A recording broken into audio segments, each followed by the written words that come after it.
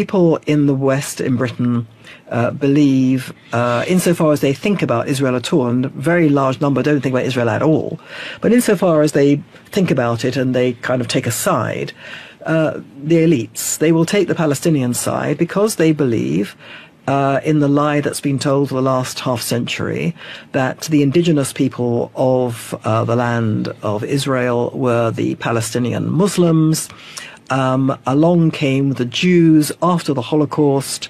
Because of sympathy for their plight, the Western world plonked them down in Palestine, where they drove out the indigenous population, and those Muslims who were left, those Palestinians who were left, they have oppressed ever since. That's basically what people believe. And they believe that because they don't know history of Israel, they know none of the history of the Jewish people, none of the history of the Middle East. And because they're told this all the time by their mainly left-wing university teachers and so on, they have no idea that the Jews are the only people for whom the land of Israel was ever their national kingdom, centuries before Islam was even created. They have absolutely no idea at all. So there's ignorance and ideology, because they think that the Palestinians are like other developing world peoples, poor and oppressed because they've got brown skins.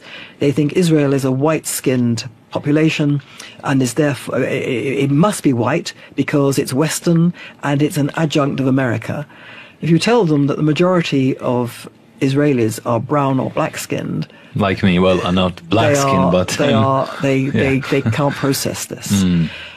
So there's all of that, but I think that, you know, Israel itself has a lot to answer for in this misapprehension. The Jewish communities of the diaspora have a lot to answer for, because nobody has actually told the truth about this. In the Jewish communities of the diaspora, particularly in Britain, which is what I know about, I would say the majority believe in a two-state solution. Why do they believe that? Because they believe basically that this is a fight over land, because this is how it's been projected for a century, that you have a piece of land, you have two peoples, the Jews, the Palestinians, each of which has a claim to the land. We in the West can't arbitrate over that claim, but clearly if you have a piece of land being fought over by two contesting parties, what you do is you negotiate, you bang heads together, you make them separate the land, but you make them divide the land between them. End of problem. That's the two-state solution. One lot has that, the other lot has that. Very neat. The problem is that the problem to which this is the solution is not identified correctly. It is not a problem over land. It is not a problem over the division of land. If it was a problem over the division of land, it would have been solved in the 1930s when the Palestinian Arabs were offered part of the Holy Land as a state of their own, and they refused and went to war instead to prevent the Jews from having a homeland in any part of that land. That has continued ever since. The Palestinian cause is one of exterminating the state of Israel and removing Israel as a Jewish homeland altogether. And not only is Palestinianism aimed at removing and destroying Israel and removing the Jewish homeland, it's also based on the big lie which rewrites the Jews out of their own history in the land. It pretends that the indigenous people of the land were the Muslims, Palestinians, and that the Jews are interlopers, where in fact the reverse is true. The indigenous people of the land are the Jews, and the Palestinians do not exist as a people. They say it themselves. They've said it themselves over and over again. We invented it. We invented it in order to twist the minds of the West, and in order to present ourselves as having a claim to the land. So this is a lie from start to finish, a big lie. Now, bad enough that the universities have been pumping this out for 4 or 5 decades, bad enough that they have been backed by a very sophisticated, hugely financed, very intelligently calibrated campaign by the Palestinian by Palestinian supporters, by Palestinian Arabs and their supporters in the world to fry the minds of the West. Bad enough that's all happened, but it's happened in the way that it has no argument is permitted against this myth, this lie, because of the silence of the Jewish people themselves, the silence of Israel, the silence of the Jewish diaspora. They may inveigh against, as they do, the excesses of Palestinian rejectionism.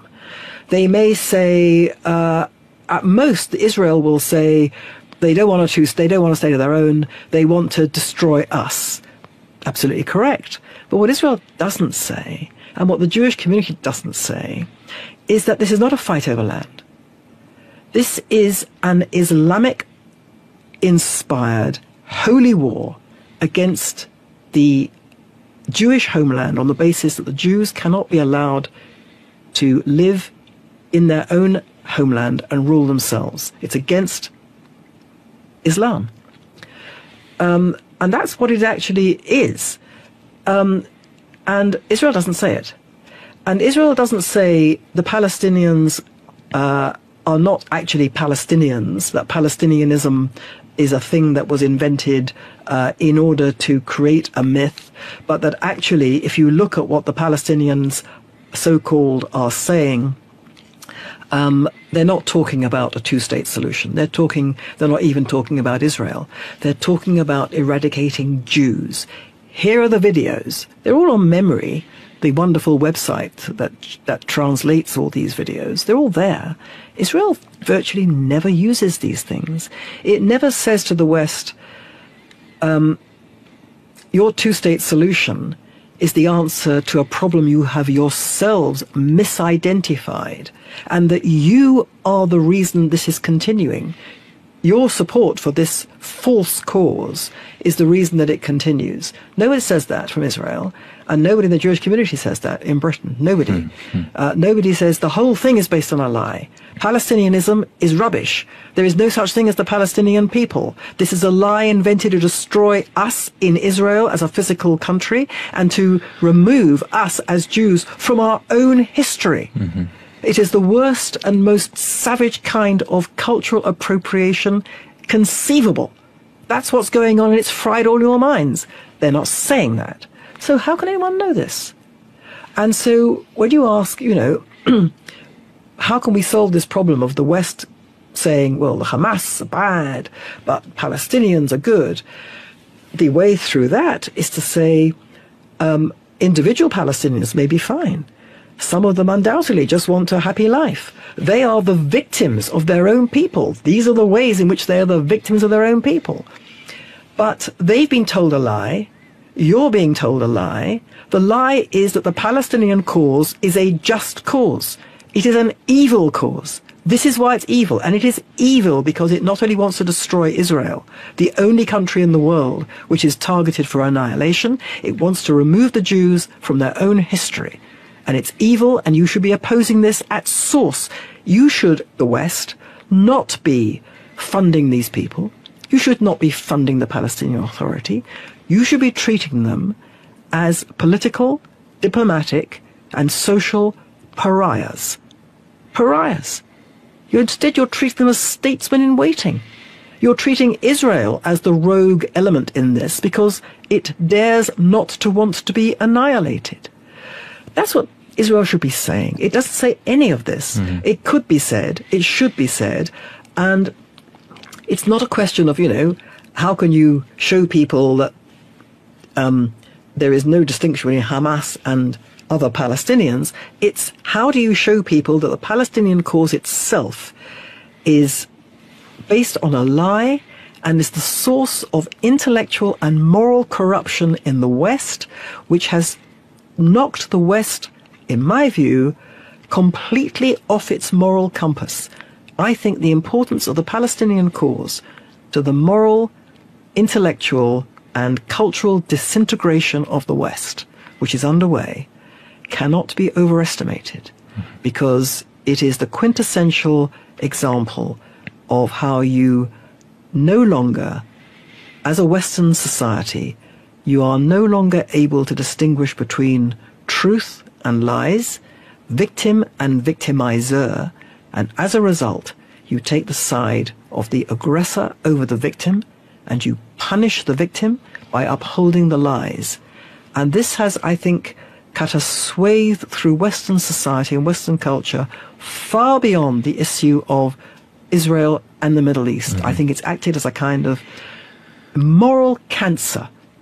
Palestinianism is a moral cancer in the West, which has corrupted its intellectual elites, fried the collective brain, and destroyed the West's ability to distinguish truth from lies, and the ability, therefore, to defend its own way of life.